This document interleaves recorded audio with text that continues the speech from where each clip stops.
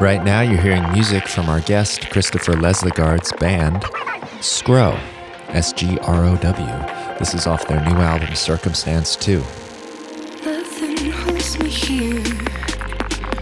I'm just playing with the shadows, delving into memories so rehearsed I'm unsure they're even real. Nothing holds me here, and that awareness somehow brings me more than it offers me relief.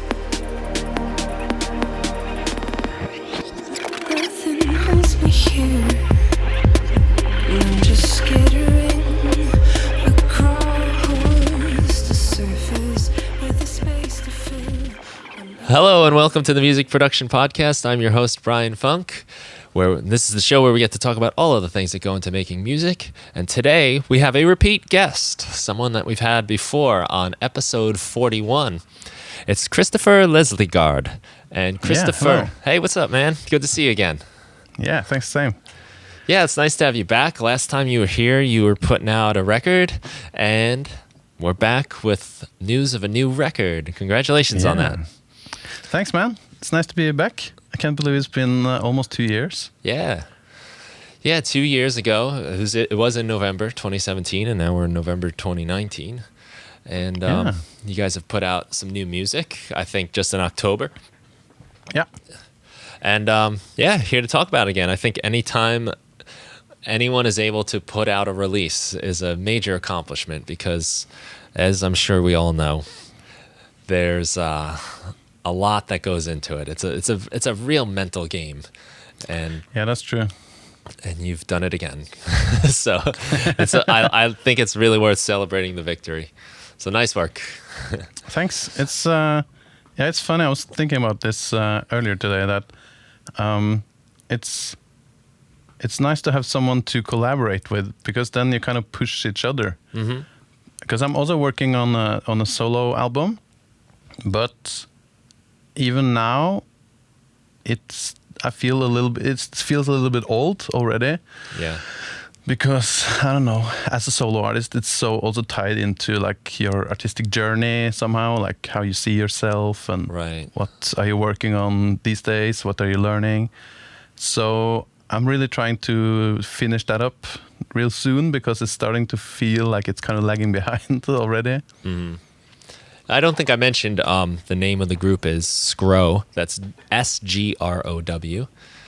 And so you're talking about something else now at this point, but I know what you're saying. And there's sort of this like, what we call it, a double-edged sword maybe, where when you're doing your solo stuff, you're kind of free to work on it whenever you're ready. And, there's no organizing band practice or, coordinating schedules. But at the same time, sometimes that's a good thing because it forces you to work. You say, all right, we're going to meet on Friday, so we're going to work. Whereas you can really dance around it yourself. There's no one except yourself holding you accountable. So there's a lot of discipline that comes into play.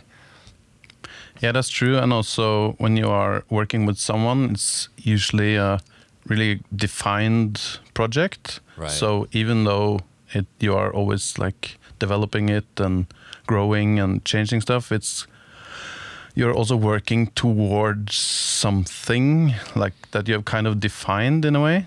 But and I guess you can I guess a lot of people also do that with their solo work, but at least for me, and I think a lot of other people also, you tie it maybe a bit too much to your personal identity. Mm-hmm. And then that is kind of changing as you're growing as well, and your life experiences and all of this, and you're learning new techniques and so on. So it's also, there can be, I guess, a bit too many questions sometimes. So it's hard to just like work towards the goal. I guess that's why some people like to compartmentalize their projects under different names and artist names, even though it might be the same person. This is my ambient stuff. This is my like more dance club stuff, and then I have a rock band, and at least you have like these defined parameters for everything. Yeah, exactly. What is your own personal stuff looking like now? Is it kind of everywhere, or are you settling into something? No, it's almost finished. It's basically kind of like I went back to studies and did a bachelor degree now the last Nice. 2 years in music technology. So the album is basically focused around the stuff I learned and recordings I did while I was studying and just exploring new techniques and stuff. So, which also means that now when I'm kind of done with the school and have kind of, I don't know, not moved on, but like trying to step up my game and take all these techniques to the next level, then for me it feels a little bit dated, or not dated, but like it feels very much like, yeah, that's who I was at that person before I learned new stuff, kind of. Yeah. If you know what I mean. Yeah, I think that is a thing that happens a lot. Even in bands too, you work on songs and you play them out, and you hash out the parts, and then you record them, and then it's like, okay, done. Yeah. Let's do something else. But then you kind of have to go and play those songs now because you're selling your albums, and you're saying, I mean, I've been in this situation where you are selling an album, but you're playing different songs, and you have to sort of explain, yeah, this is the old stuff, but tonight we did all the new stuff. But it's a new record that just came out. Yeah, I know what you mean. But anyways, it's almost finished, and it's based around mostly improvised sessions I had while I was studying, which I multi-track recorded, and then I've used that as the material and kind of enhanced it a little bit. And whenever there was something that was working really well, kept that. And if there was some parts that I felt was a little bit boring, then I tried to use some of the material that was there already and cut it up and play it in different speeds and add some layers. So yeah. Cool. And were there any techniques, or I'm with a music technology degree, I guess you're learning techniques and equipment at the same time. Any new techniques or equipment that kind of was featured or is being featured prominently in that work? Yeah, and it's mostly that I was working a lot with getting the most out of my controllers and not having to bring so much stuff. So I did a lot of programming in Max and Max for Live. And so I think the biggest thing with that record is that one, I all of a sudden could control much more parameters than I have done before, because I made virtual banks for all my MIDI controllers. And the other one was that I made some samplers in Max for Live that worked a little bit differently than I had possibility to do before. So I guess that's the two main things. More parameters and a few like different samplers.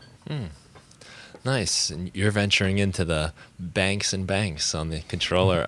I try to avoid that, actually, just because I know how easy it is to get lost, in the banks, and you turn a knob and oops, that wasn't the thing I wanted.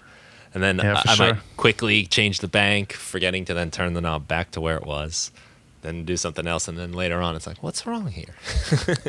Yeah, so I worked a lot with those kind of problems. Yeah. And I'm not sure if you can see it on the camera now, but there's a tiny Arduino screen here. Yeah. It's basically just the Arduino Uno, the normal one, with the LCD shield. So it's just 2 lines of a display. So that's whenever I turn a knob, it tells me on the Arduino what it's controlling. Cool. It's kind of inspired from the screen on the push. Yeah. Oh, that's cool. So you have something telling you what you just did instead of scratching the head and like, okay. Yeah, exactly. And also, since I'm working with these pots that's not the rotary encoders, but the actual pots that have a physical position, then whenever you change bank, it also has to remember where it was the last time. Right. So if the physical position of the knob is not matching up to the position of the parameter you're controlling, it also says on the screen, okay, you're trying to control the cutoff, and your physical knob is at this value, but your filter is actually at this value, so you have to go over there before it starts working. And by showing it on the display, it actually works really well, and I don't really get lost anymore. Nice. So that's kind of like you turn the knob until you get to that position, then it starts affecting the sound. Yeah, but the big difference is it tells me on the display where I have to go. So it's not like, is it doing anything? Is it doing anything? Yeah. Okay, and now I think, okay, there it. Oh, I did it too much. Right. Yeah, I think I saw that LCD screen in some of your ambient videos that you're doing on YouTube. True. Yeah, it's like ambient set 3, 4. That's cool. Yeah, so handy to have the information that you need when you need to have it. And that's nice that you're able to program that in. That would be, I would have to ask questions and get some help for that. Yeah, so that's one of the things I was working on in my studies. And it's also nice to not have to have the information you don't need at the same time. Right. So basically when I'm playing, that's the only screen I'm looking at. Okay, cool. Yeah, so that you've just got information and you can focus on what you're doing. Look, it's like you have, if I'm not mistaken, it looks like a Lindstrument and a monome of some kind. Is maybe 2 monomes even. Yeah. Monomi, how do they say that? Monomi? I've heard both. Well, yeah, in the interviews they have done themselves, they've said monome, so I always said that. Okay. But I guess it's sort of a pun, or it seems like since it's mono and it's me. I don't know. It's like all the apps all have puns. Yeah. Like Instagram. I gotcha. Yeah. So something keep us wondering. Let people argue about that in the forums. Yeah. But yeah, you're correct. L'instrument, Monome 128, Monome 64, Arduino, and a Fader Fox controller, USB hub, audio interface, and a Mac Mini. Cool. And you did not say display either. When you play live, no display? No. I have an iPad that I use as a screen just to boot up live and if I need to change project or something. Right. But while I'm playing, basically no. Yeah, so you need it just to get going, but... Yeah, just to open live and make sure everything is connected and That's stuff cool. Like that. That's fun. I have a drawer under my table that I kind of installed. It's meant for like a computer keyboard. I unscrewed it and put it under my table so I can slide the computer if I want to hide it and look all mysterious,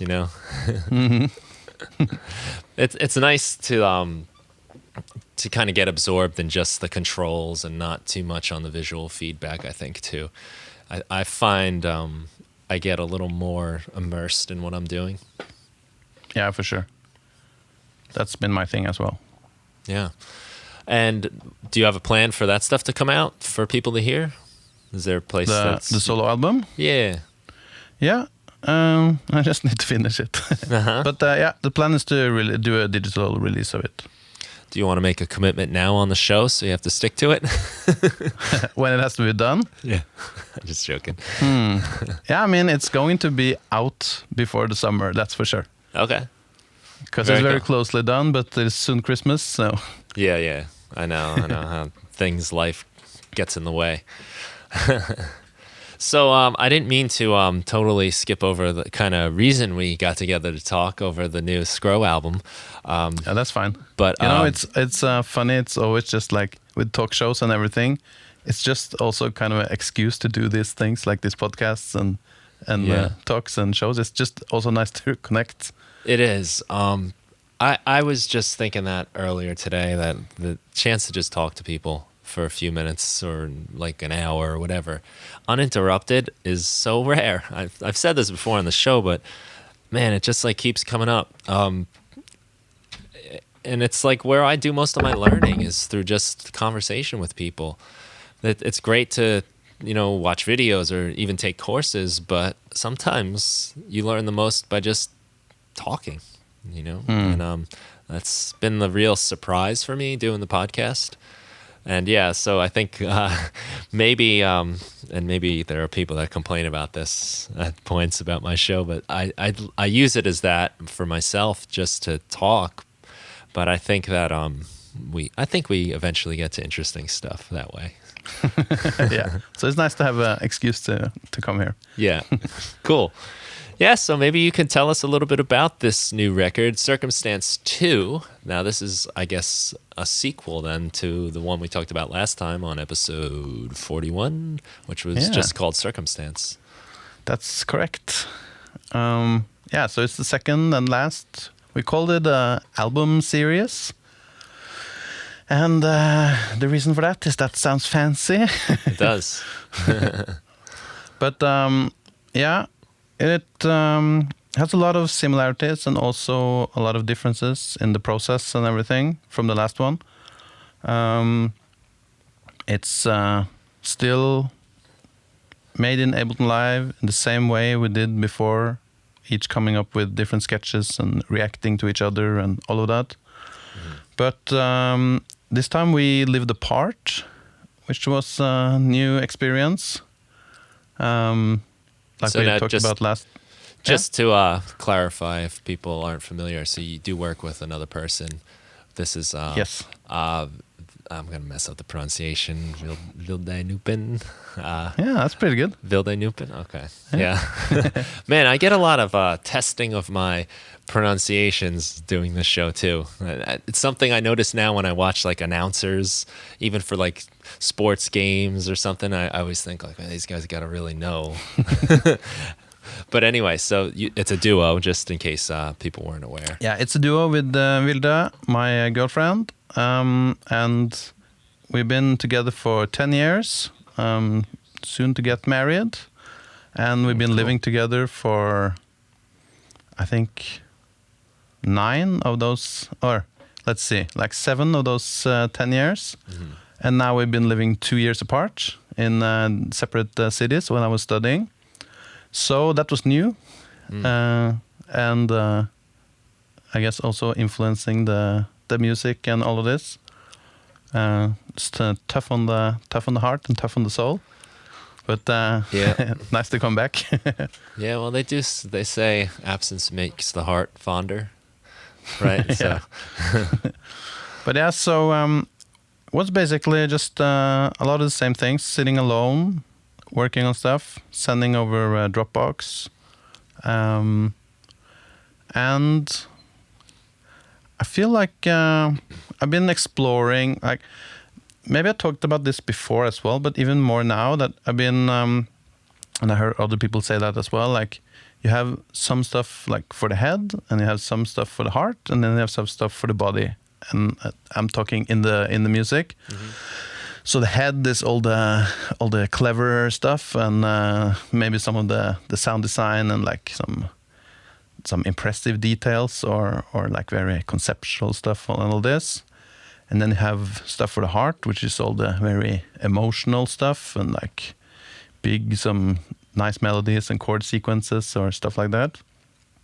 And then you have the body, which is like towards dance and the rhythm and all this.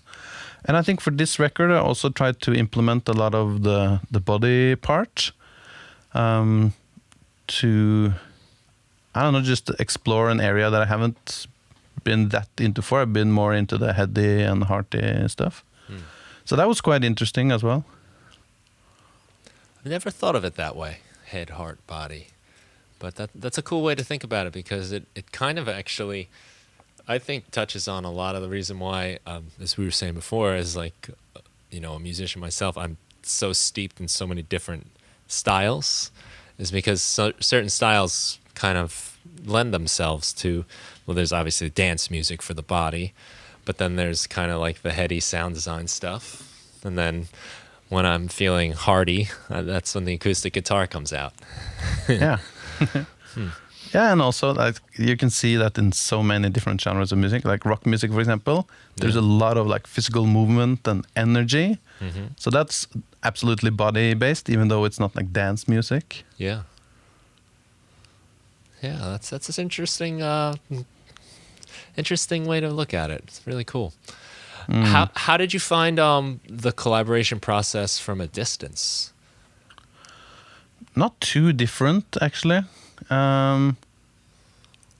I guess I don't know. I felt a little bit like when I was learning new stuff and also just living alone. It's like, what do you want to do? You could you could watch Netflix or you could, I don't know, do some other stuff. But so it was really nice to just like program and make music. So in that sense, it was also really nice to just kind of, oh, what am I going to do now? Okay, I'm going to make some music. And I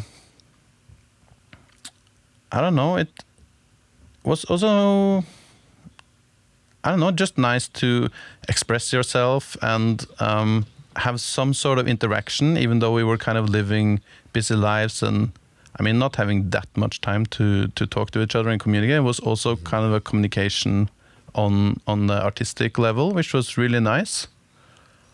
And yeah. I guess that adds a nice dimension to the relationship to have that as well. Do you find is it any different than, say, like a band member? Because now it's like, honey, you still need to edit those drum tracks and get the groceries, and like I wonder, do you find like a different sort of dynamic that way? Or? Yeah, a little bit. It's I mean, it's funny, even with band members and collaborators, there is quite a like emotional bond anyways when whoever you're creating music with. But I guess it's sort of like I was saying with the solo stuff as well, being so tied into your identity. I guess it's sort of just affects, or you kind of mix up what is the art and what is the reality and all of this. But I mean, at least in this project, that just feels nice. It's never been a real problem. Whenever we got past the phase where you take everything too personal with the critique and so on. Right, I could only imagine arguments coming up, and then, well, you always overcompress the snare. Yeah, but that's also a nice part about doing it for a while. Yeah, it's like, we made a bunch of music now. It's not that every sketch has to be the magic one that ends up on the album. We can sort of just like experiment and, okay, you didn't like this one, what about the next one? Right.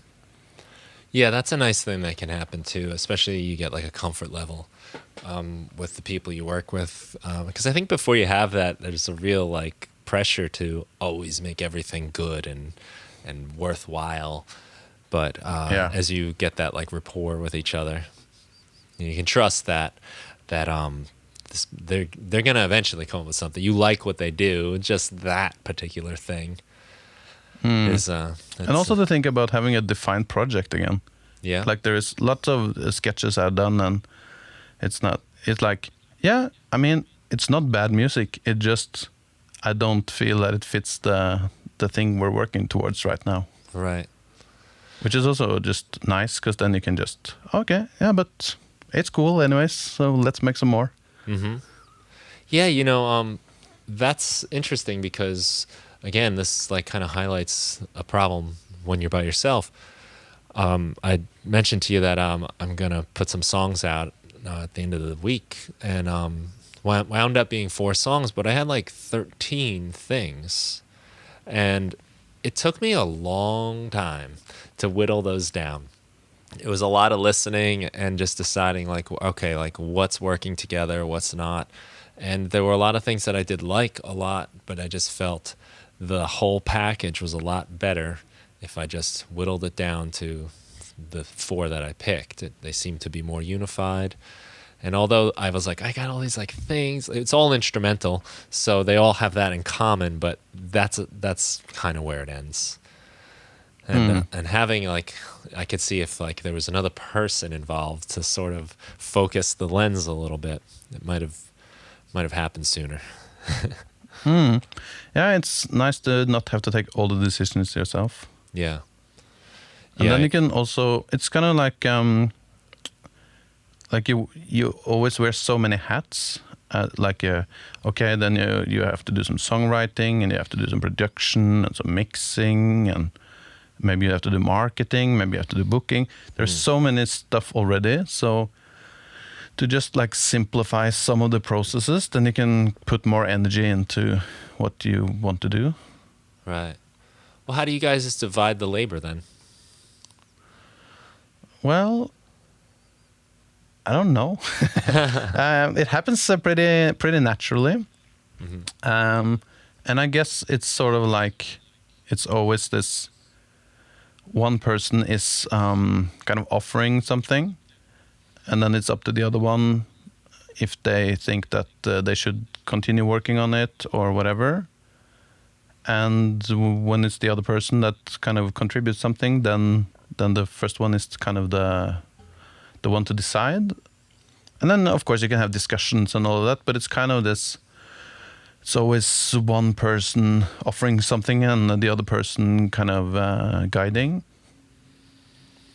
Are you both working in similar formats? Like you say, you use Ableton Live, and you've got now, I guess your palette is expanding with some of the technology stuff. But is it a similar type of thing, or do you both bring other aspects to each other?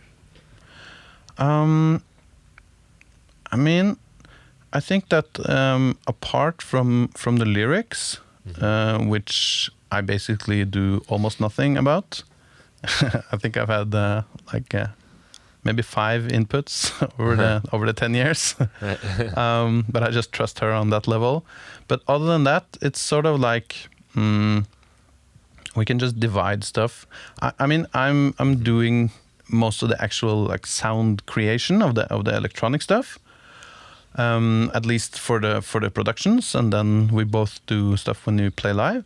But it's always this really organic discussions and just like idea exchange, and because she's also a producer and she's also working in Ableton Live and doing her own instrumental stuff and all of this, so we can always talk on a very same level and all of this.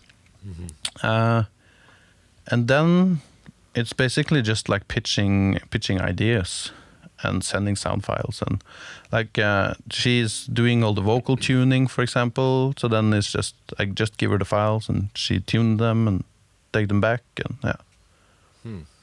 Nice. That's cool. That's nice that it because sometimes you have to really define the roles in a band. I mean, a lot of like traditional bands that. You're the drummer, I'm the guitar player, right? It's very defined, but when you're a producer, electronic music and the computer or whatever, you could be everything. That's true. And but I guess it's a combination of that as well, because in this project I am the electronics guy and she is the singer. But since she knows a lot about electronics, then we can and since that is like the whole band, except the vocals, then we can also have like she can.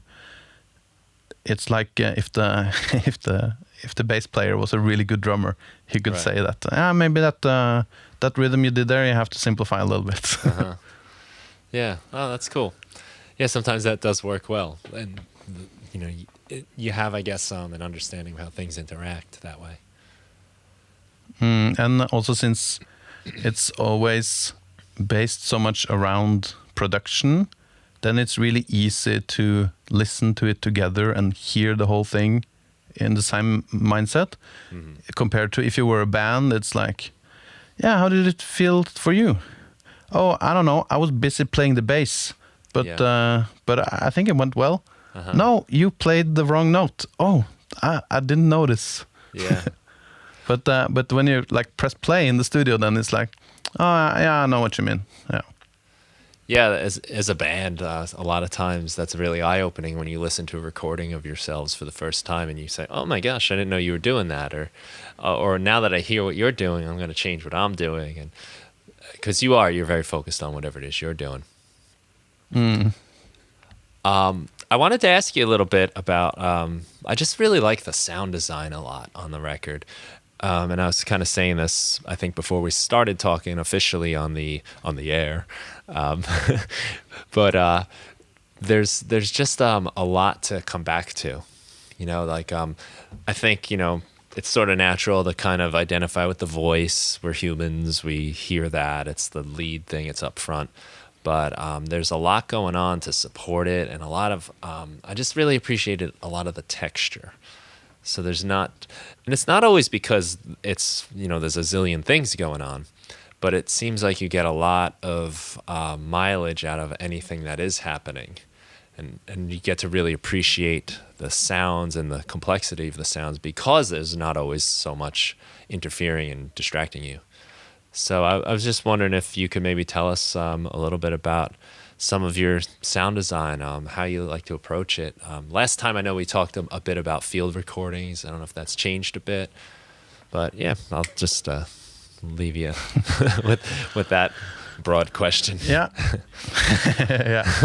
yeah. I think a lot of my approach actually come from playing a lot live with the same setup, and so whenever I'm producing music as well, I think of all the sounds as kind of instruments, or one instrument or multiple instruments. So I don't feel like the bass is automatically more important than some textural, like field recording, for example. They're all working together and they're all kind of equal. Of course, it can be foreground and background and all of this, but my approach to working with the sounds are a lot based on just playing with this thing and turning knobs and feeling that, okay, whatever notes you're choosing, that's one thing, but another thing is also how loud is it? Okay, is it going into this delay?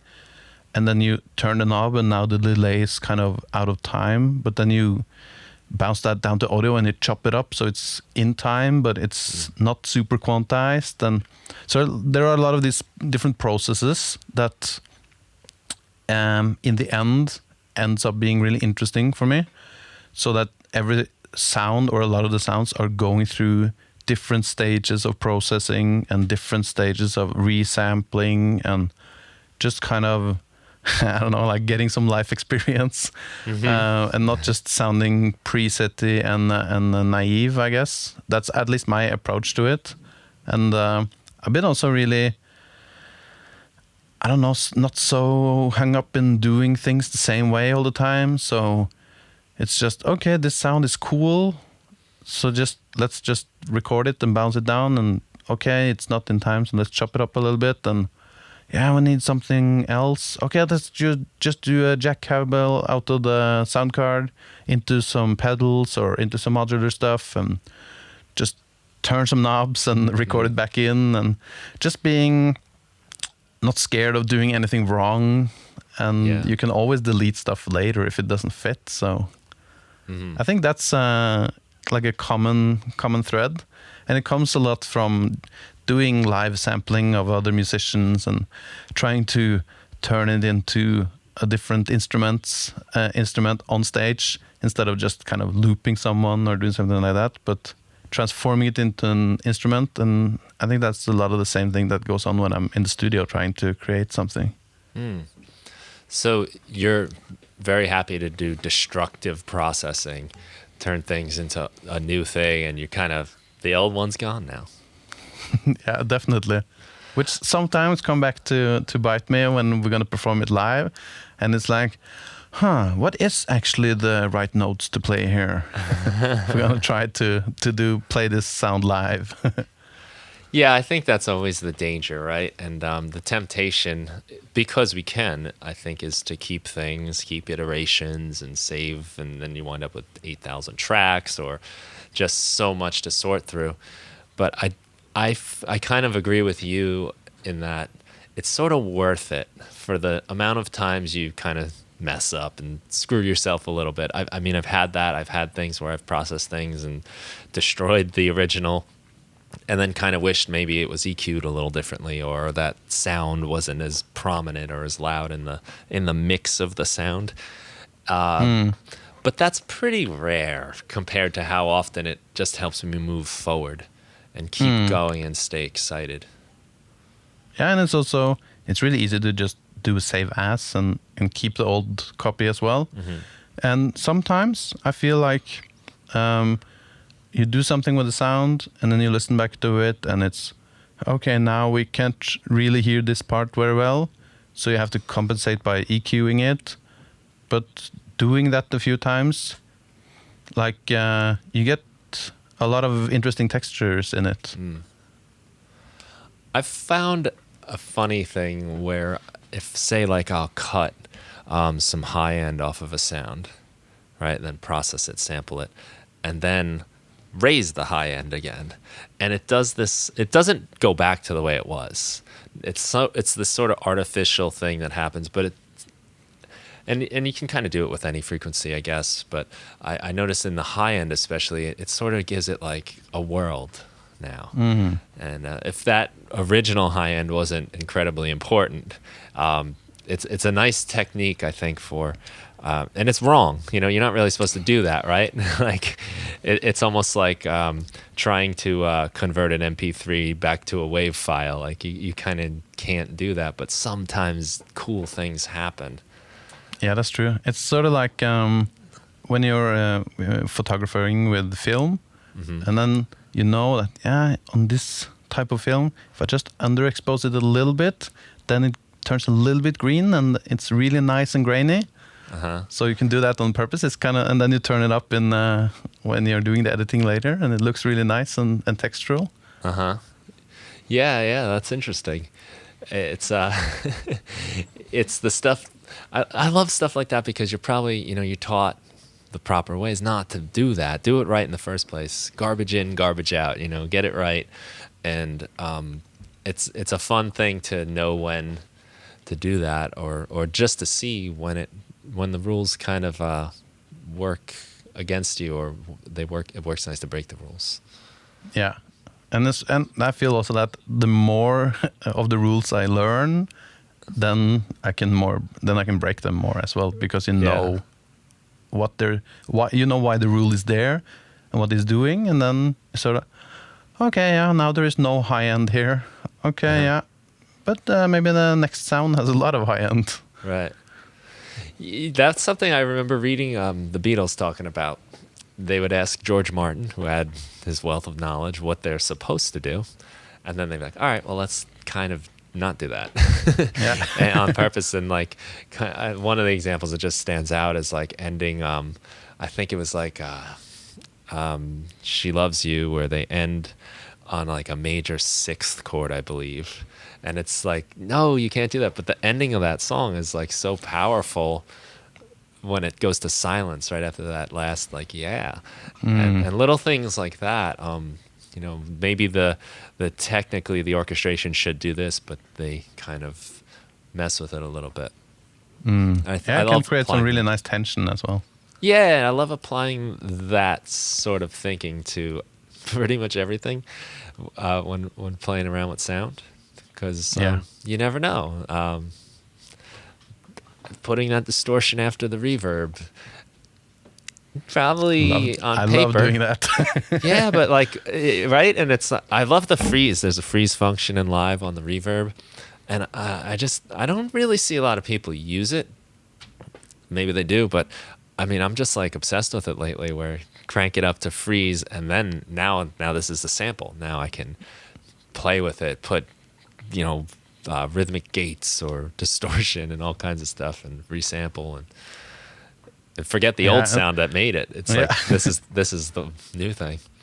It's also funny, like, I need to get this new plugin or Max for Live patch that can do this crazy granular freezing, and it's chopping up the sound into the small pieces, and then they're playing it back in this order, and it's like, but the freeze button on the reverb has been there the whole time. Sounds even nicer, maybe. I think I've saved some money on plugins just by understanding what's going on and building complex racks in live, where you kind of like, I can kind of get away with that. Yeah. Yeah.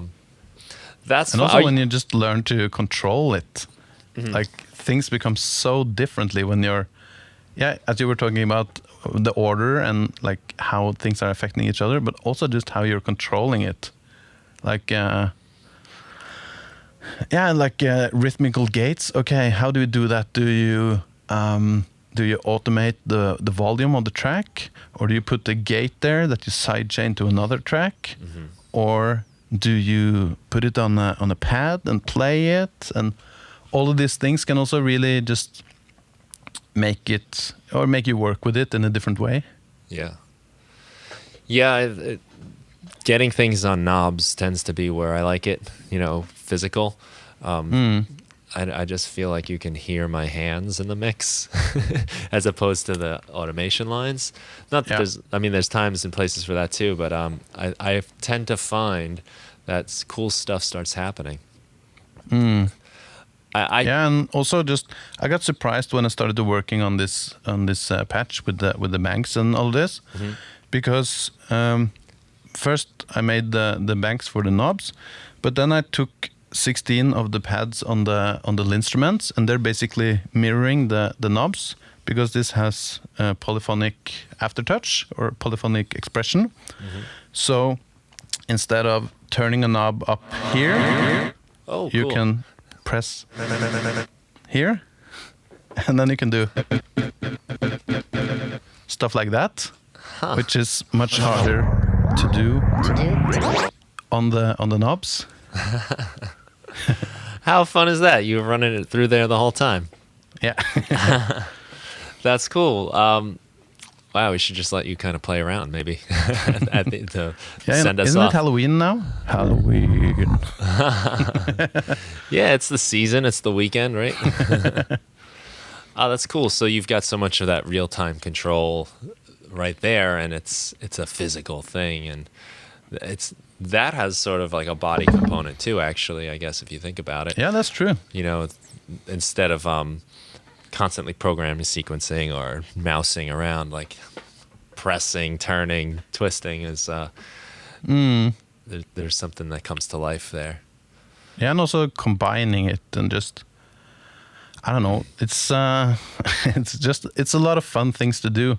So when things start becoming not so hard to do, then it becomes so much fun, and you can just play around and, okay, let's do it like this today, and let's do it like this tomorrow. And they do some different results, and yeah, it's just fun to play around with, and keeps you in the flow, and you get inspired, and yeah. Can I ask you to maybe talk about some of the things you have set up now and demonstrate a little? Yeah, for sure. Just like tell us what's going on a little, because that was a fun surprise. Had that up your sleeve the whole time. Yeah. So I can move you over here a little bit. So we have our video version of the podcast that'll be on YouTube. You can see this, but I think also we've got good audio. Talk about it as well. Yeah, the audio is good too. So it's the Linstrument by Roger Lynn. Yeah. So this part, the blue part, I've basically split it in. I guess this is 2/3 of the pads. That's just my normal MIDI keyboard, sort of. Except you can also do. Oh, that was the cut on my voice. That's the thing with banks. Okay, so you can also do like slides and vibratos, which is really nice. So I'm basically using that for this, and then those are instruments inside Alive you're controlling like that. Yeah, it's that's basically the sampler, and I remember last time we talked about me playing guitar through all of this. I just sampled the guitar, so it's my guitar, and I picked out the notes that I usually play on which string I usually play them, so it kind of sounds like me, which is nice. And then on the left third, I guess, there are the 16 pads that is mirroring the knobs.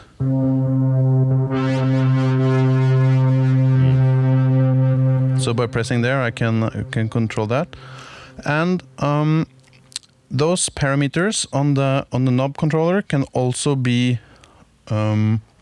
controlled by some LFOs and some envelopes. So let's put this sound on an arpeggiator, for example.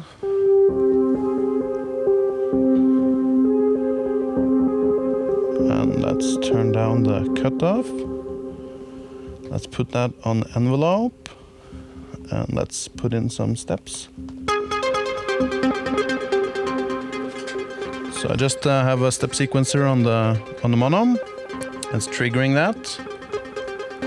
And of course you know that the filter in Live already has a sidechain envelope section, but this can control whatever parameter you want. It's just nice to demonstrate it with the filter because it's easy to hear. But let's put the LFO on it as well.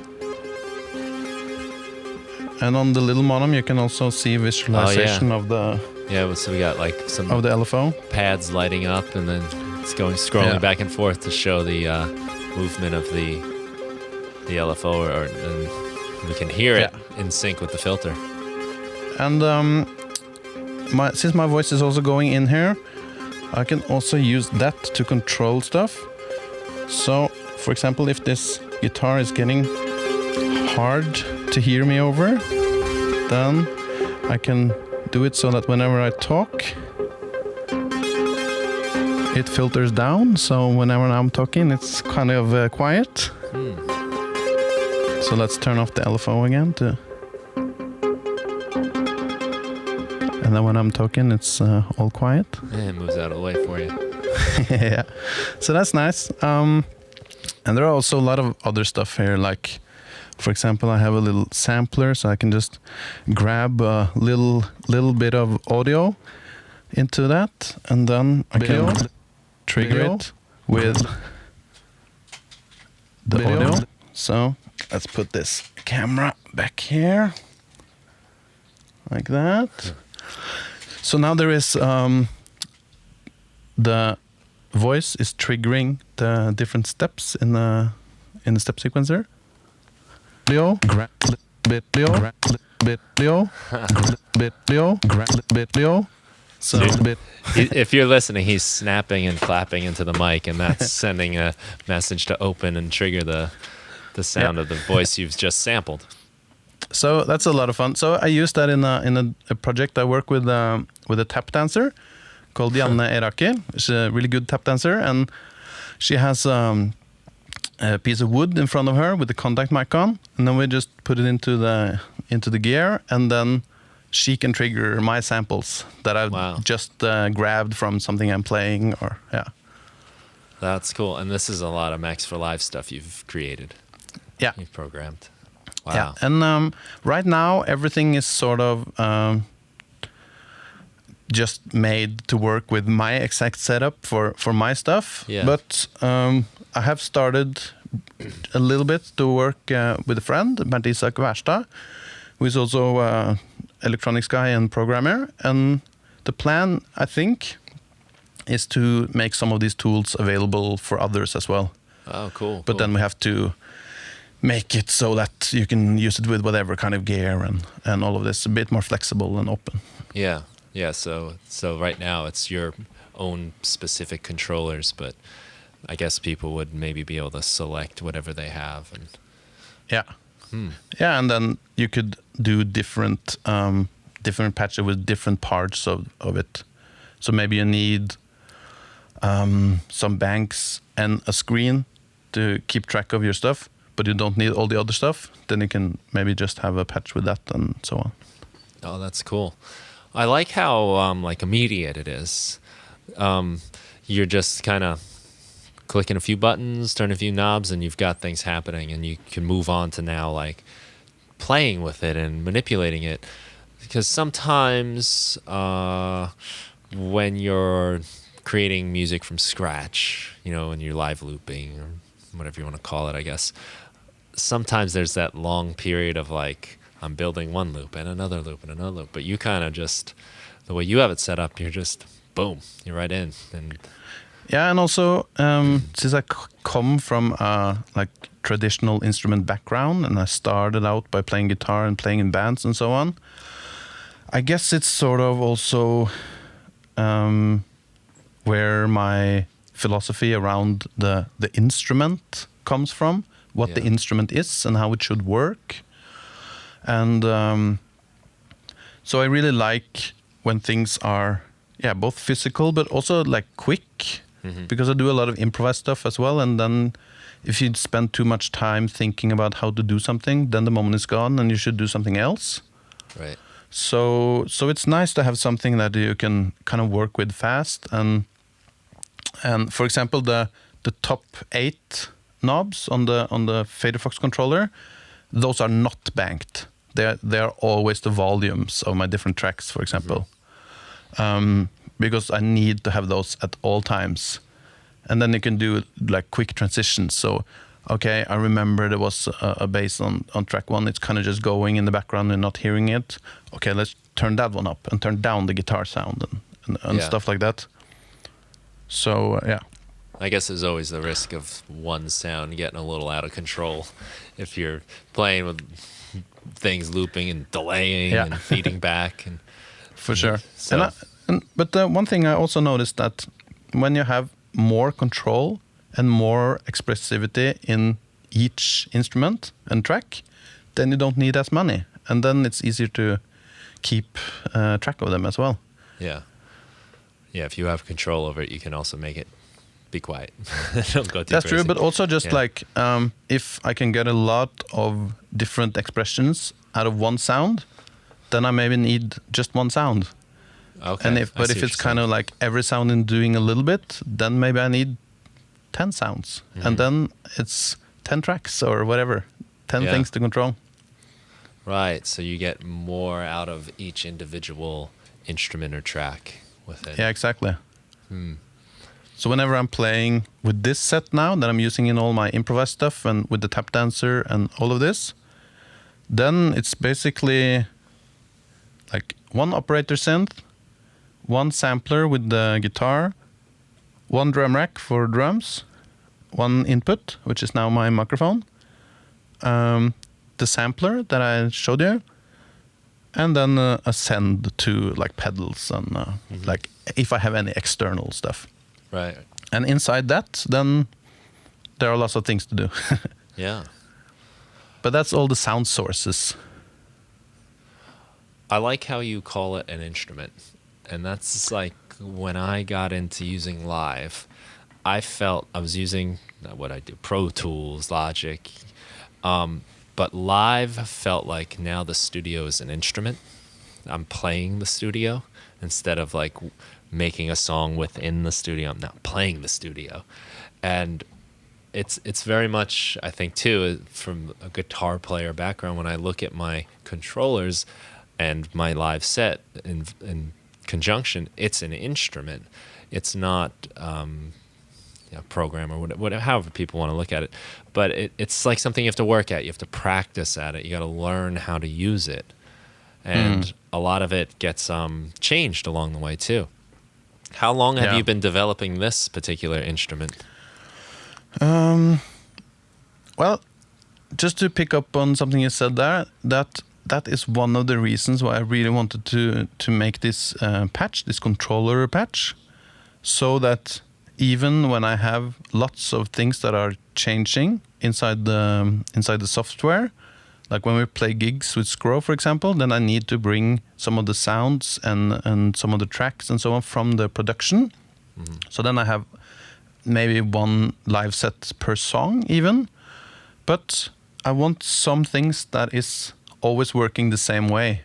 So it's always like this, the pads, it's always mirroring the knob. So if I have something that, like for example, we played one song that we've been playing for, I don't know, like 4 years or something, and when I brought this new patch, then it's like, oh, you know that white noise sweep that I was just using to do some swishes and swooshes? Now that can be kind of a hi-hat, because I just put the envelope on it, and then all of a sudden it's rhythmical, and that makes you able to work with the music in real time. And I guess like there are a lot of possibilities with using electronics and computers and so on, which everyone, like the first thing they say is, oh, you have so many possibilities. Yeah. Oh, so many things you can do. But there are also a lot of limitations that come with that traditional instruments don't have. Like the immediacy and having a long tradition and history of what you want to do, and if you know how to do it, you can just do it without having to prepare or set up something. So I guess with this, I also really want those things to kind of meet a little bit. So Yeah. I like the flexibility of the computer, but I want some of the things that's always there as well, some constants in the whole world of variables. So I guess this setup I was kind of working with for like 2 years, basically. And it started with just getting the screen to work and the banks. That was like the first thing, and then I just did my own things. And then more and more, as I did the degree as well, it was my bachelor thesis, and so then it was kind of developing a little bit and a little bit and a little bit. And that's also one of the reasons why everything here is like velcroed on, so it's in the same position every time.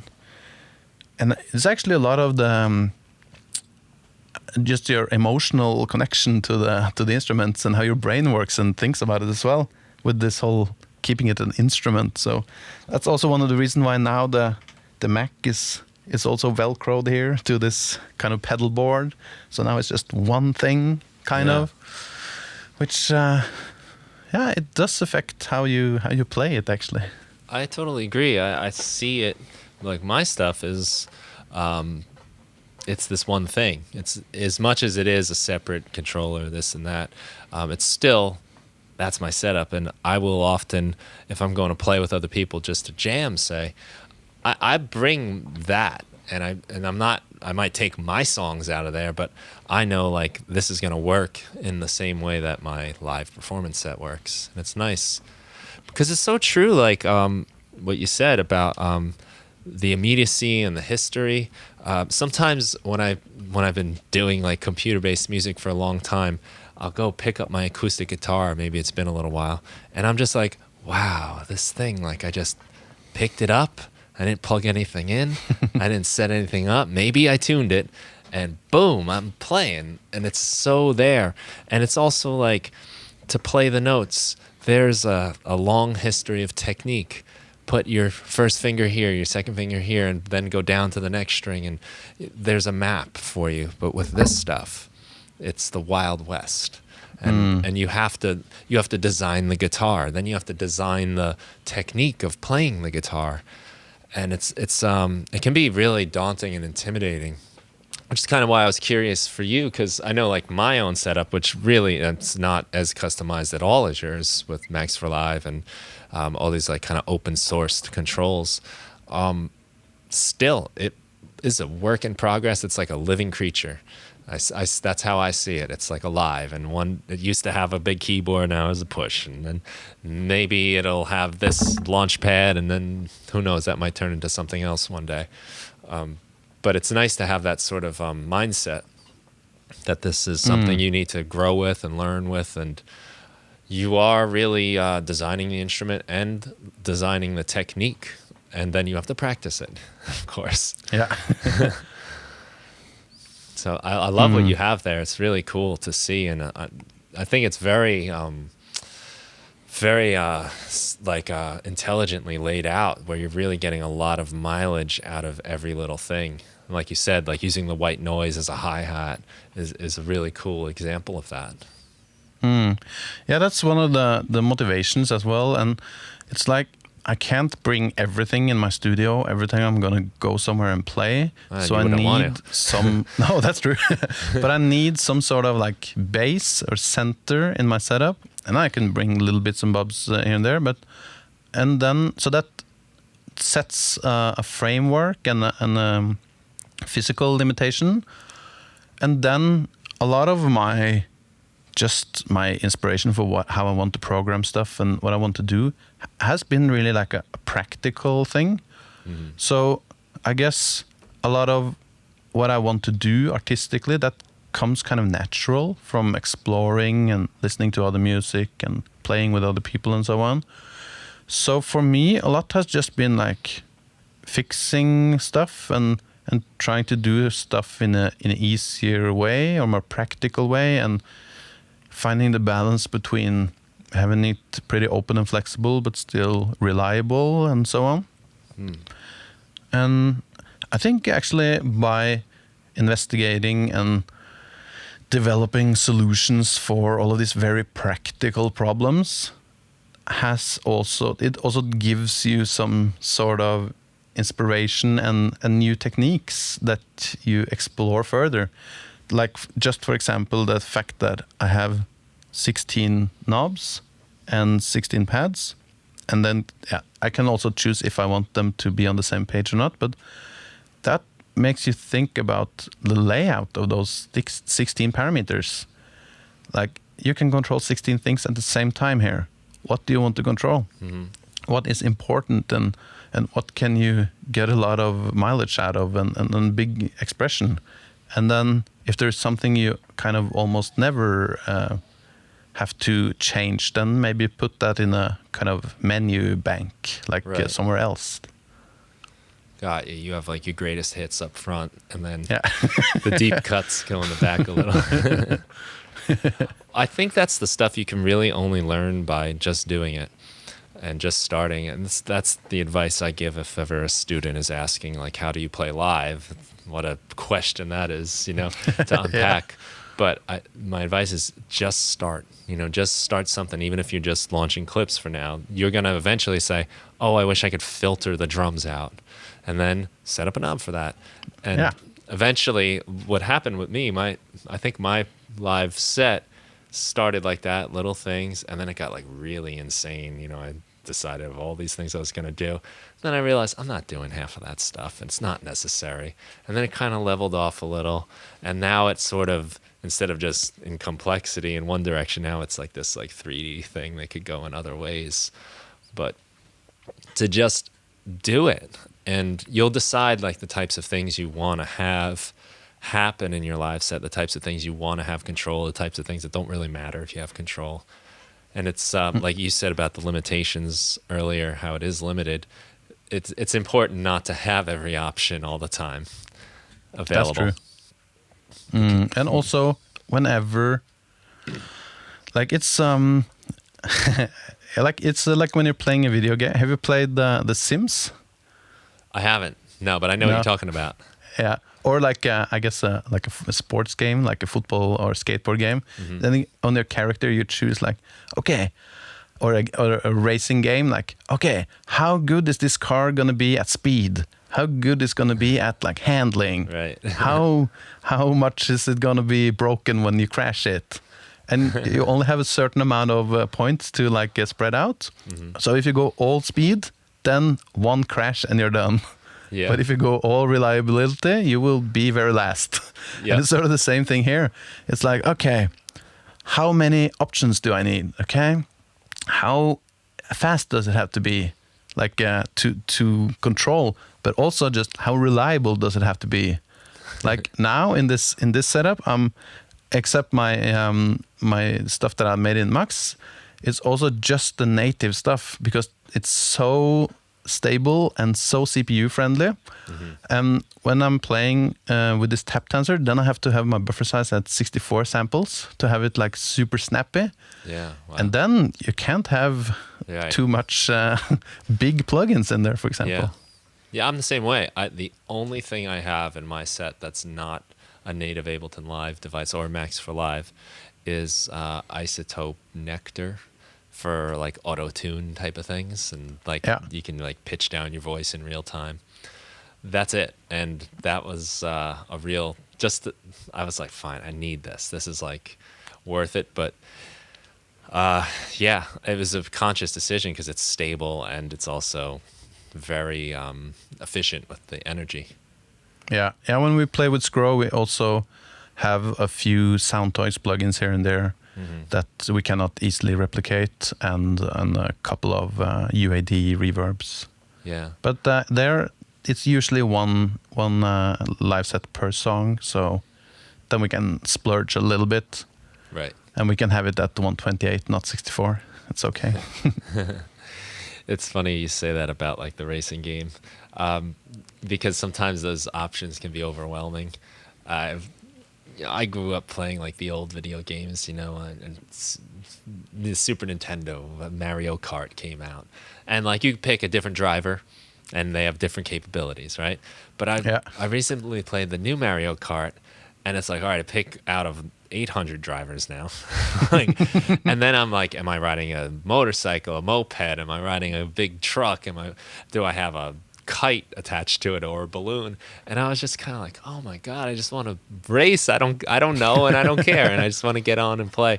And I think that can happen to you too if you go overboard and decide, well, I've got 17 MIDI controllers here, and I'm gonna. One thing that really helped me was having a table that I was going to use for live performance, and it's a limited size, so like I can only fit so much on it. So kind of defined what I could use, and kind of like what you have a bit too. Like you're in a relatively small space there, and like that's what works. That's what fits, and it's compact, and you Velcro it all together, and now it's this thing instead of this,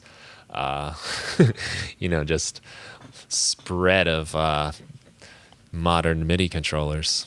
Yeah, that's true. And also, since I use it live, then I also have that limitation. So I have one case that this fits in, and if I want to bring something else, okay, yeah, I can bring a backpack if it's a local gig, but I need like this thing always comes with me that fits in the case, and that's like the constant. Yeah, that's like the rule if it fits in the case. Yeah. My rule has always been I need to be able to carry everything in one trip, which is a little demanding, but I just know like a lot of like the shows I would play are in Brooklyn, New York City, and parking is atrocious. So you feel like you got a good spot if you're half a mile away. And I don't want to be putting half of my precious gear in the club in some dark corner and then have to leave it and go to my car, which may already be very appetizing looking because it's got all these like fun things in it, and just, but so it was a practical reason for that, but also just so I wouldn't get carried away. Yeah, and I feel like it's funny when, I guess to a certain extent, whatever you are doing, but especially maybe that's just because that's what I'm doing. But I feel like with music and electronics and all of this, there are like so many things you learn from that you can put into your regular life as well. Yeah, like about keeping things focused, and if you're gonna do too much setup, then you don't have an energy to do the actual event, and how much do you want to do yourself, and how many else do you want to involve, and like there's so many like life things to learn from it as well. I agree. There's something about being organized. There's a real power in that, and knowing what you have, because there gets a point where you can have so much stuff that you sort of have nothing because it's all in the way and it's all distracting you, and then you don't use any of it. But it's also nice to have some surprises in your life so you don't get bored. Yeah. I agree. That's the balance. This is exactly. Life is the balance. It's funny, like all of these discussions ends up in yin and yang. Yeah. Every time. Yeah, like just your health even. You gotta make a balance. Like, you need to indulge sometimes, or you need to relax sometimes, but you gotta do that all the time. Everything. That's true.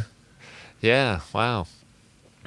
So the new record, I'm calling it record purposely because we had a little discussion about whether it's an EP or an album at 7 songs. Who knows? What's the rules anymore? Maybe someone can tell us. But it's definitely... Yeah, right. We can argue Comment about section. That. Right. We can do name calling and everything. But it's definitely, I will say, worthy of many listens. It has a lot of life. to it at 7 tracks. There's a lot of cool stuff going on. Really nice music, melodies. Like I said, it kind of hits all the bases there. Good rhythms. It is a head, heart, body record. Nice job. Thanks, man. So that's Circumstance 2 by Sgrow, Sgrow. I just like to say that because I always want to say escrow, but then people are going to be finding out about like mortgages, and that's not that's what true. we're trying to do. So they can find it. Where do you guys like to send people? I mean, I got it. I get it on SoundCloud, but I know you have you've got Sgrow.no. Yeah, NO for Norway. NO for Norway, yeah. Yeah, but I mean, it's on Apple Music, Spotify. It's on all those regular streaming platforms. Yeah. And we're soon releasing a music video and a few live videos on our YouTube channel as well. So you can just type it in on YouTube. And if you want to follow us, we're posting both on Facebook and Instagram. So yeah, follow easy to them. keep updated. And the YouTube too. Like I think we touched upon it about some of the ambient sets you did were really cool, and I think we see at least some iteration of this this setup you have in there. Yeah, that's true. I'm excited to actually watch it again with a little better understanding of what the heck you're actually doing. I need to do some new ones with the new possibilities and the new software as well.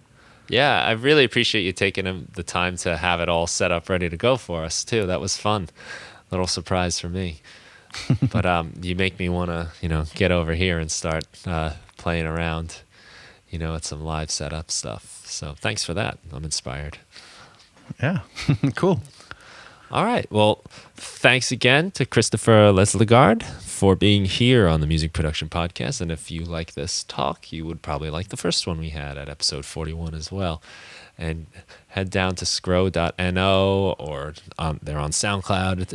It comes up on the searches very easily. Found them on Apple Music, where I tend to do my listening, and SoundCloud. So definitely check them out. And thank you very much for being here. Thanks, Brian. And thank you all for listening. Have a good day.